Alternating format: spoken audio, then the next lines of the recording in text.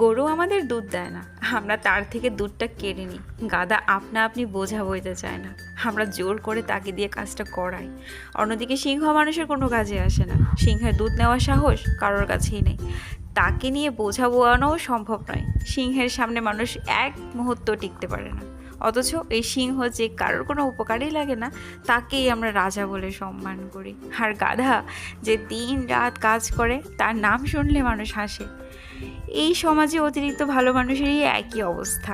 যারা নীরবে নিঃস্বার্থভাবে কাজ করে যায়, ত্যাগ স্বীকার করে, তাদের কখনো সম্মান দেওয়া হয় না, তারা হয় গাধা। আর যারা কঠোর, নিজেদের সীমারেখা স্পষ্ট রাখে, তারা হয় সিংহ। তুমি যদি ভাবো কারোর জন্য নিজের সর্বস্ব ত্যাগ করলে সে একদিন তার মূল্য বুঝবে, তাহলে তুমি সত্যিই বড় গাধা। কারণ পৃথিবী তাদেরই মূল্য দেয় যারা নিজেদের মর্যাদা রক্ষা করতে জানে। তাই কখনো গাধার মতো সহ্য না করে সিংহের মতো গর্জন করাই শ্রেয়।